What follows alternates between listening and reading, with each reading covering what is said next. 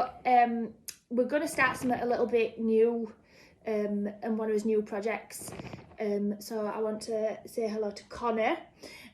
Some of you will see that Connor is committed to doing quite a lot of fundraising and is basically going to become a bit of a Project 14 ambassador for us. We're going to start a bit of a project called Project 14 Stories. As you know, one of the things that we always promote is talking.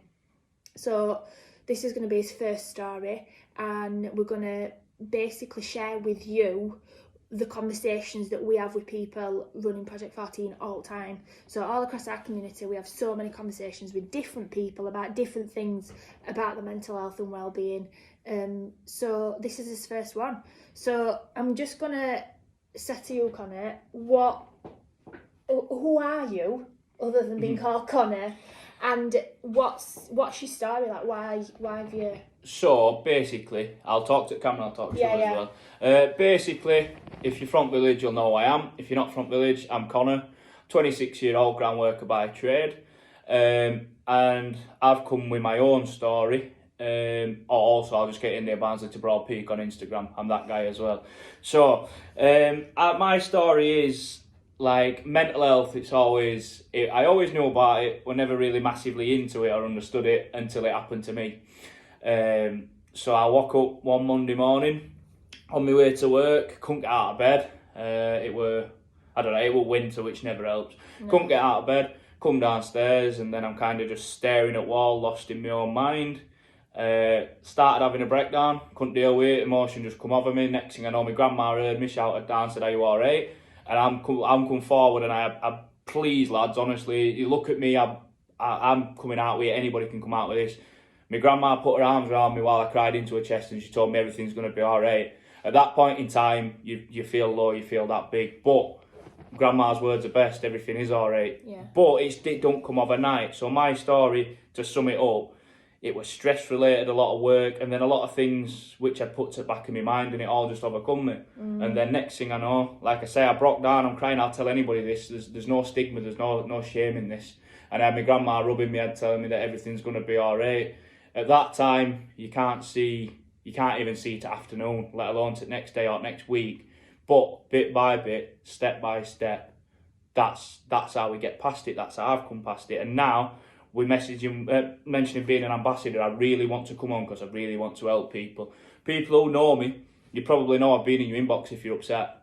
And I've dropped you a message, even if I don't know you or remotely know you, I'll drop you a message just to see if you're alright. I'm not there for gossip, I'm there to check on your mental health because I know how nice it is to have somebody. I had my grandma and I had my friends, which I think brings us on to his next question. Yeah, so what we're trying to do through this is just promote different people's stories, and obviously you've told us that you struggled.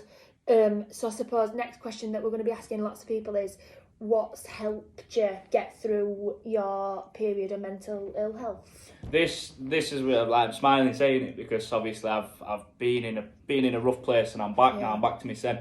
First of all, my friends. I'm not going to individually shout them out. I don't want to embarrass nobody, but.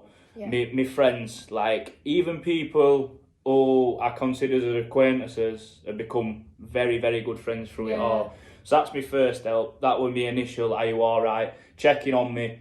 Like I didn't want to leave house, dragging me out house to get something to eat. Come on, you're coming out. Yeah. Get yourself out. And you don't want to, but you get a chance. Yeah. And then from that, moving on, I started to feel better.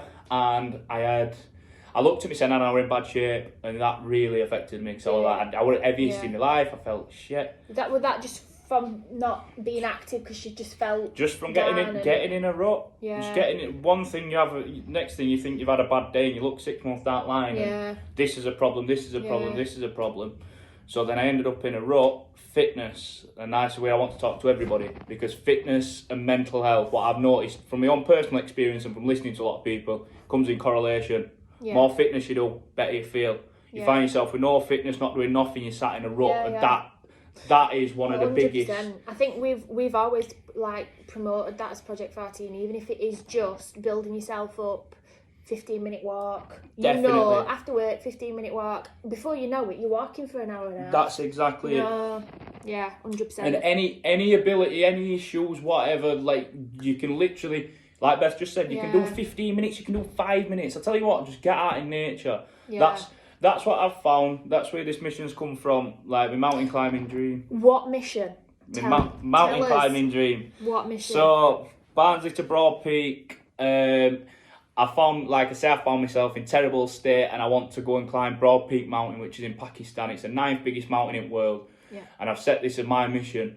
But the byproducts of it are brilliant because, like I said, mentally it's helping so much. And I just want to add, while I'm there, I go running, I go walking, I go climbing, I go on weekends away, whatever, all for fitness. If anybody wants to come to any of them because you've got no one to train with, or you wouldn't even know where to start with rock climbing, or you don't know what walking boots do you need, I'm here. Yeah. Message me. You can come with me, or I can advise you and I can help you.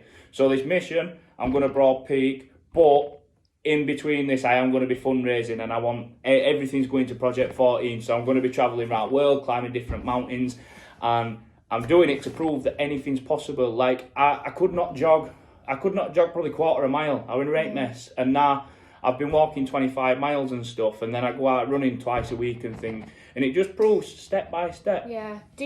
So obviously you've taken what you know works for you, and you've expanded it and almost exploded it in your mind and thought, right, this is my aim and this is what I'm going to do. Do you still...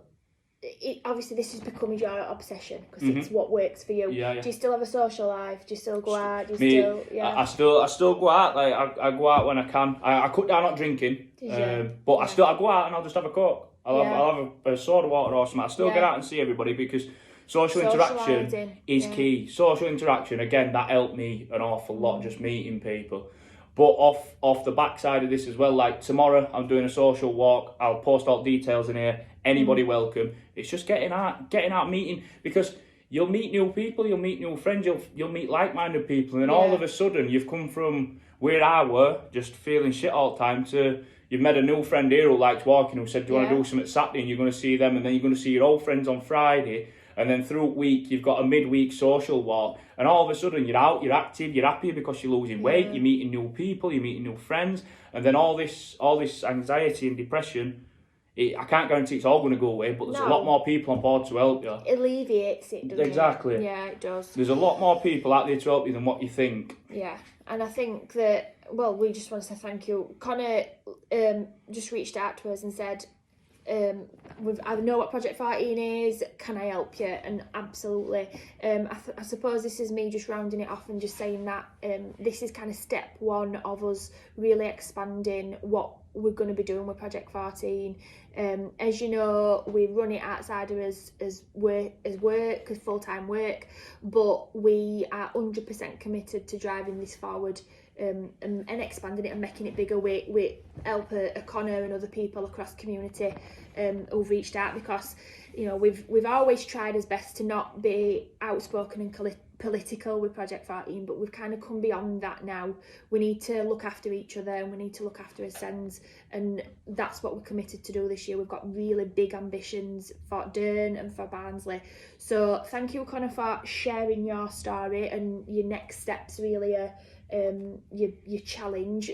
Just finish it on, what is your fundraising challenge this summer for Project 14? This summer for Project 14, we're climbing the 3 peaks in under 24 hours. Again, there's a lot of working cogs to this for this to happen.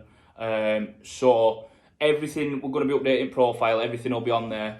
If you can drop £1, £10, £20, whatever, but it's me and a load of lads, Front Village, who we know about Project 14, we're doing our bit now. Everyone's involved in it, and there's a lot of time and effort gone into this.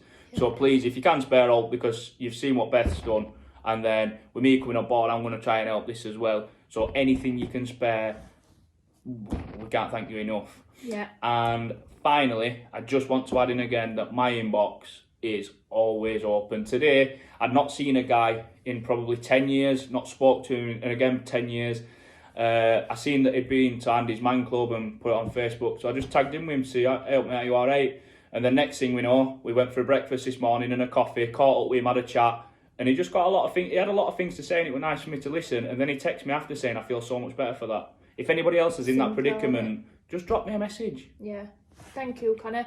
We're going to wrap up there. Be right, everybody. As always, keep an eye on page for next steps, plans, fundraising. Connor's pointing to his OD because I've said it on the last 2 videos, but I'm going to put hoodies for sale. So they're a minimum donation of £20. So I'll put a separate post on about them for you to start ordering your hoodies as well. Bye.